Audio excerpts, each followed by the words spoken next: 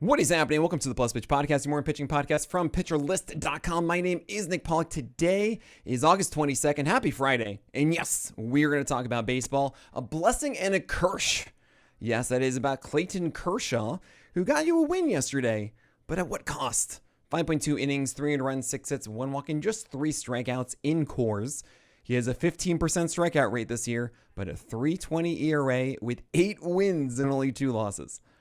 So here's the thing. Clayton Kershaw, we know, should not be performing at that ERA with those wins, right? Yes, the Dodgers help in all of that. Look at Tyler Glasnow and his win and loss record, and it's going to be a curse. I'm just going to tell you right now, he has been a blessing, and you might get some more of those wins. Maybe some of those starts with good ERAs, whatever. But in all likelihood, this is not going to help you out. And keep in mind, it's just a 120 whip, and that 15% strikeout rate means that the roster spot you're giving to Kershaw is not going to someone else who's probably going to give you at least 2 to 3 more strikeouts in a given game. Let's just say it's 2.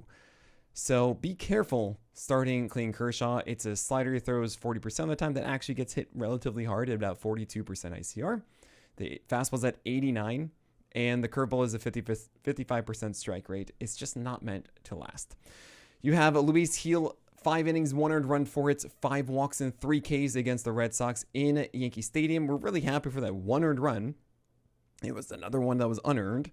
But yeah, this is a game of 180 whip. Oh boy, you didn't get the win either. He is looking a bit like a hipster. He did not throw his 4-seamer or a slider for a strike. He did have a 70% strike rate on the changeup, but it was floated.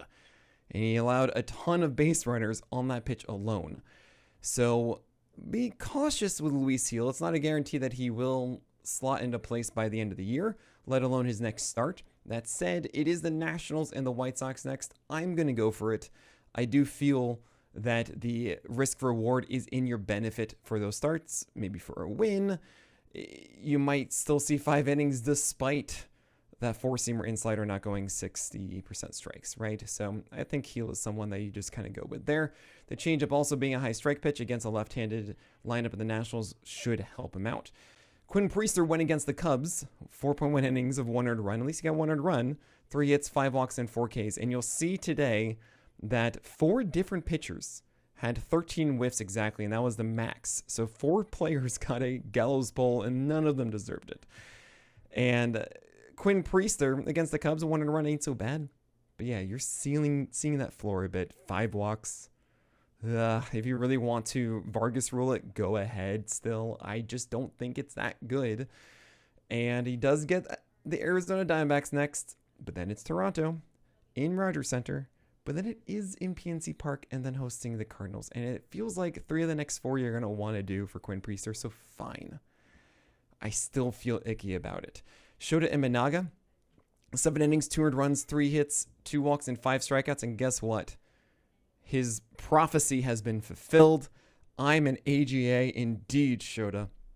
Yeah, he gets his aces going to ace tag. Now, Jason Alexander was the stream pick of the day, and oh boy, came through. My gosh, he got a win. 5.1 innings of 2 earned runs. Yes, 9 base runners and only 3 Ks, but he got a win in a decent ERA. That was good enough for me.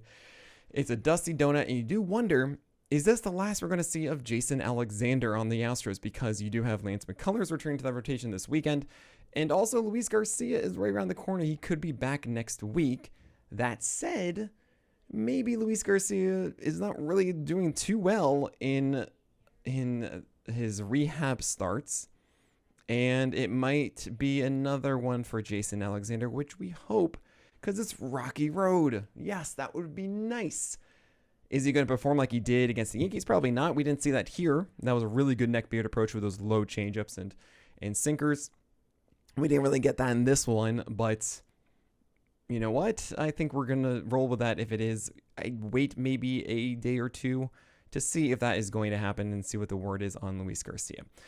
Jack Perkins against the Twins got the win and 2 earned runs, yay, but 3 hits, 4 walks, 2 Ks. It would have been a streaming victory. He also had those 2 earned runs, maybe unfairly, because it was a hot shot to Nick Kurtz that he did not field that then led to 2 more runs in that 4th inning.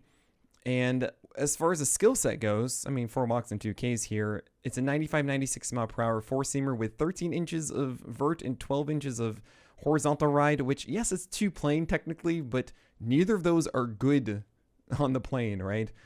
So I'm not excited about this from Perkins. It is relatively flat. It is 1.3 height adjusted VAA, but not good extension. It's just, I don't really think this is that good. And then you throw in the fact that it's a cutter. He doesn't throw much. The sweeper is standard, and the changeup is a kick change, but it's a low strike rate.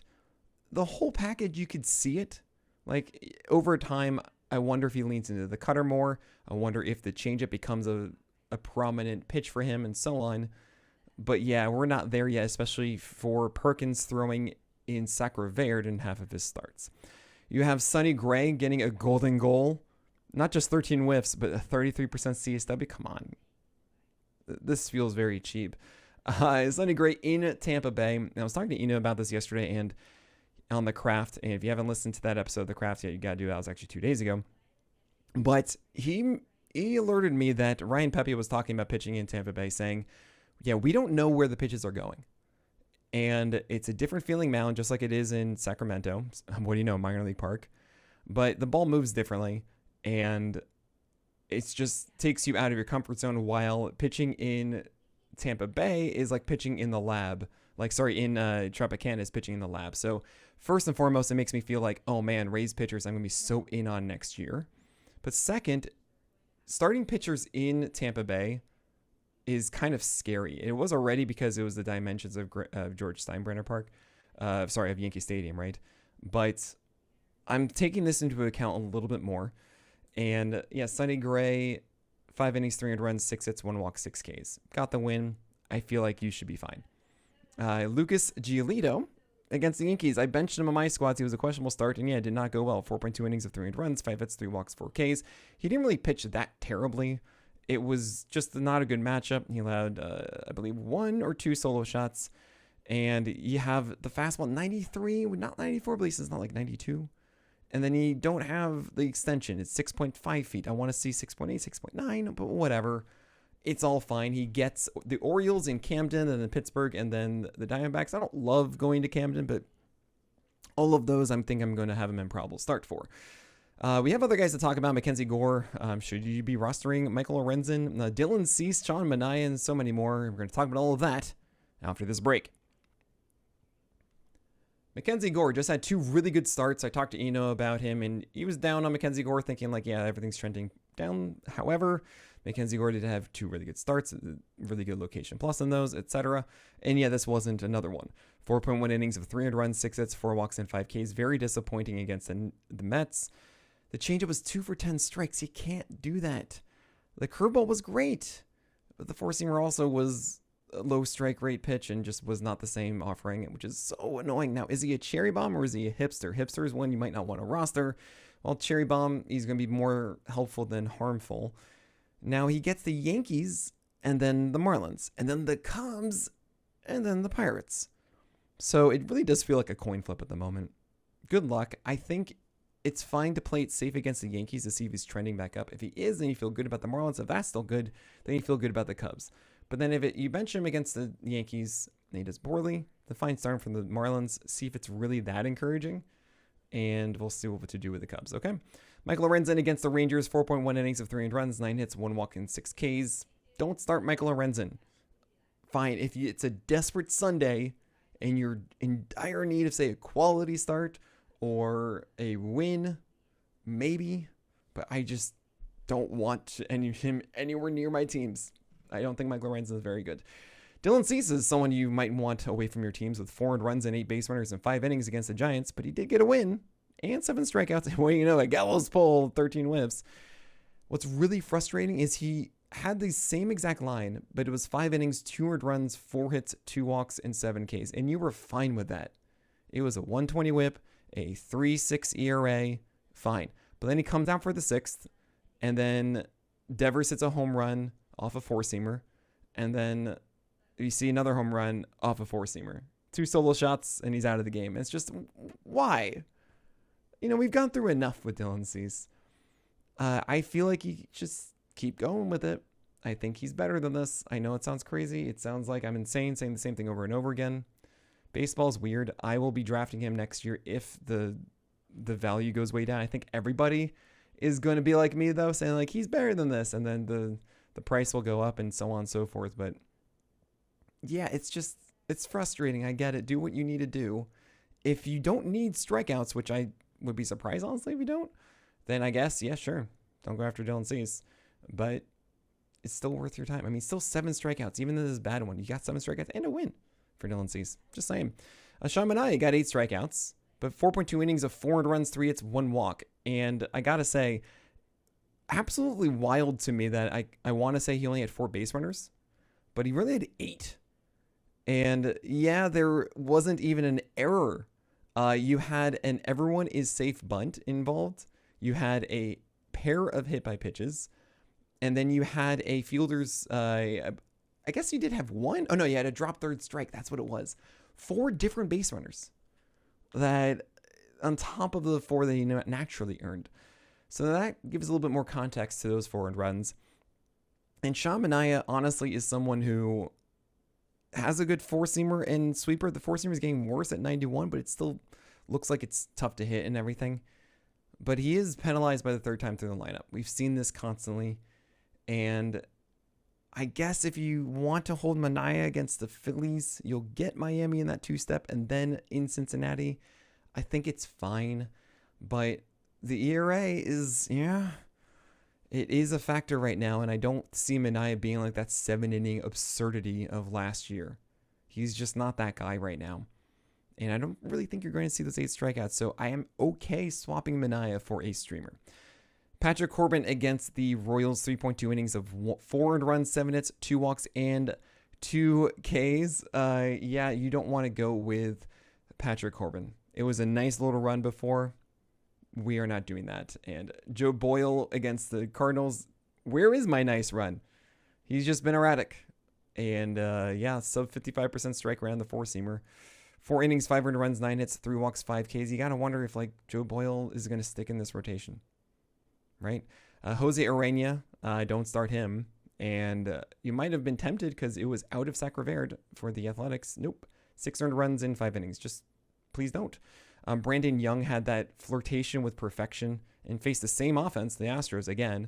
And this time it was 5.1 innings of 7 earned runs, 9 hits, 2 walks, and just 1 strikeout. How am I supposed to butter my bread with this? Yeah.